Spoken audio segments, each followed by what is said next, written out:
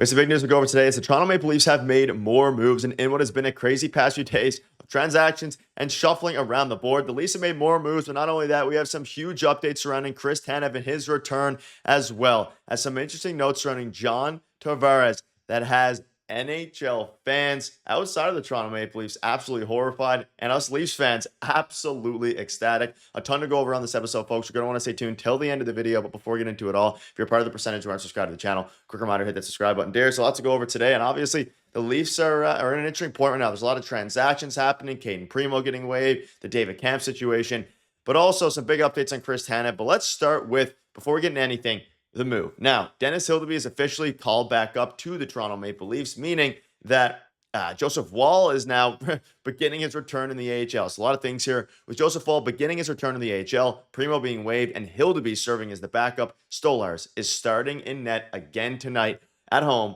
versus the Bruins. And of course, I guess the bigger storyline here is that Dennis Hildeby is the one who is going to be backing up Anthony Stolarz. He had a great preseason and had a little bit of time in the AHL. So Darius Woll is down, Hildeby is up, and Stolarz is starting tonight against the Bruins. Yeah, Stolarz has been good so far this season. He gets his 12th start of the year. Joseph Woll is starting for the Toronto Marlies this weekend, so he's starting his conditioning stint. He should be back with the team next week, so that's going to be very exciting. We'll monitor that. He should be at some point, maybe next weekend, he'll get a start for the Leafs, so very exciting stuff. And Dennis Hildeby has been recalled, like we were speculating yesterday, with Caden Primo being waived. We don't know what's going to happen with that. We'll only find out this afternoon. Obviously, we'll update you guys later or tomorrow in a video, but, in terms of Dennis Hildeby, he will be backing up tonight, but he will be starting tomorrow. The Hall of Fame game is tomorrow, and the Leafs play a back-to-back at home. So I would imagine, especially with the workload that Stolarz has gone through and how good Hildeby has been, I think, again, it was just a numbers game and just allowing him to, not worry about having that pressure on his shoulders to start the season as the backup of the Maple Leafs. That's why he was sent down to the AHL, but he was the best goalie in the preseason. So I expect big things from him coming in, and I imagine he's going to start tomorrow. So we'll be keeping a close eye on that. And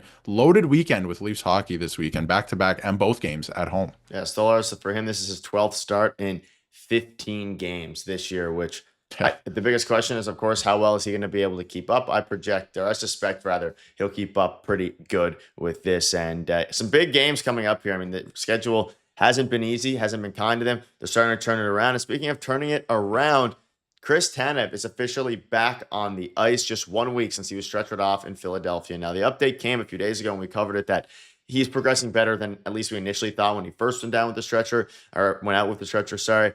But he has resumed skating, and here is what Brandon Carlos said about him. He said he's doing well. Every time I've talked to him since, he seemed to be obviously in good spirits. He's a great player, a huge part of this career. But first and foremost, we care about the human being. But I've been happy to see how he's been looking in the morning. He's not looking down or anything like that. He looks great. Now, this is kind of went under the radar. Chris Tanev is absolutely crucial to this team. It's someone that, we don't have to understate how good he is. It's hard to, with how impressive he is defensively. And obviously, Philip Myers going in, Simone Benoit, all these guys filling in, moving around.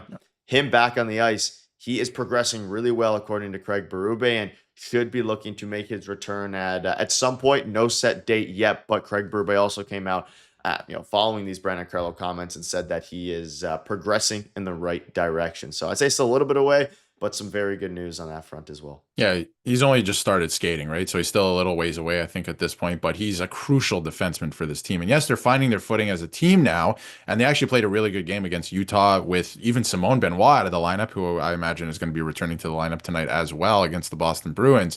But they need him back. He's their best defensive defenseman. He's such a crucial piece in terms of leadership, in terms of breaking the puck out, puck movement, all of those things.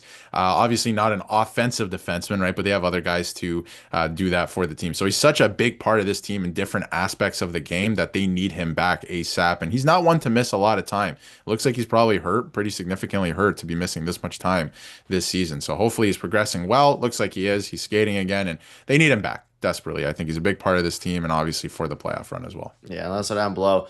What your thoughts are on not only, of course, this update, but how the blue line has looked leading up until this point, because it hasn't been that bad. Hasn't been good, but it also hasn't been that bad. Now, a few other updates to go over, but there's still a lot left here.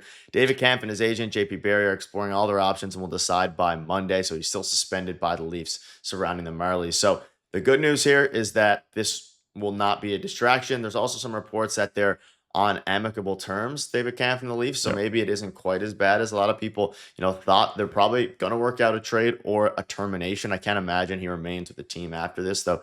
I guess crazier things have happened there. But that's the latest update on that. He will be decided by Monday.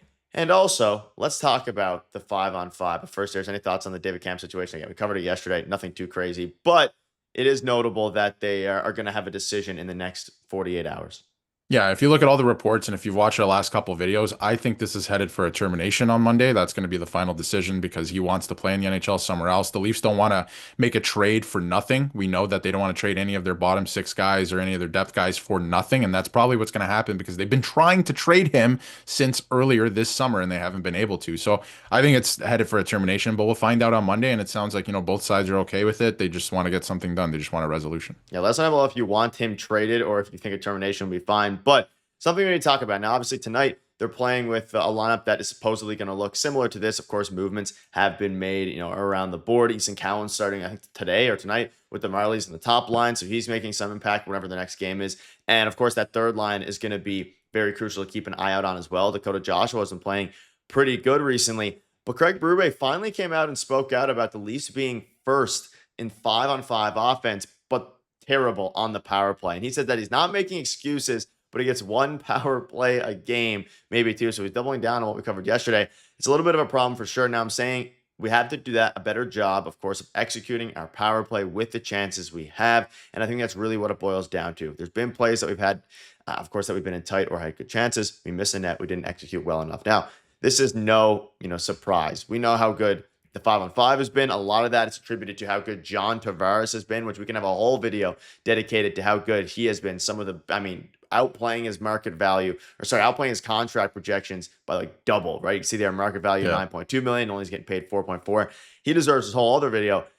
But what are your thoughts on the Craig Berube comments? Because we know the lines, like, yes, their power play hasn't been good. It's been an issue now for a couple of years. There's been spurts where it's been good. There's been spurts where it's been awful.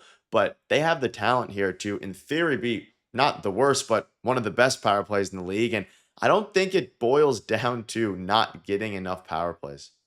I don't necessarily think so either, although they could use some more power plays. They're not drawing as many penalties as a lot of other teams. They're always notoriously near the bottom of the league in this category, even over the course of an entire season, if you look at the last 8-10 years at this point. So, but I don't know if it's necessarily that. If you got a power play, make good use of it, right? Like nobody's saying that you can't make good use of it. And I think it comes down to zone entries, first of all. Of course, you start in the offensive zone, but we've seen at times, when they have to regroup, get that zone entry, they're not able to do it. A lot of people are saying that they're missing the other guy. I don't think it's that. I think it's the urgency. I think they're lacking urgency and that killer instinct on the power play. The other team has one less guy. This is what it boils down to. So many people overthink it. The other team has one less guy.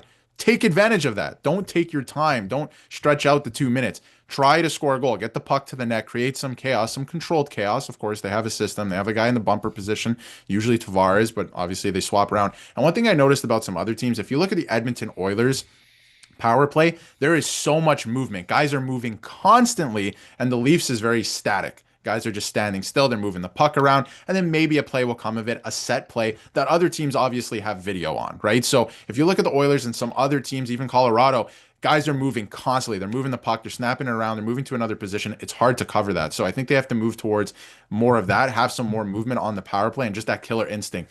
Don't use the whole 2 minutes or think that you have all 2 minutes or whatever. Get a goal. Get a goal. Put the puck to the net, have some killer instinct, and get going here. Yeah, it's going to be interesting to see what they do, a back-to-back, and Hildeby and Stolarz. Hopefully they can keep up their successful ways. Let us know below what your thoughts are. See you guys later.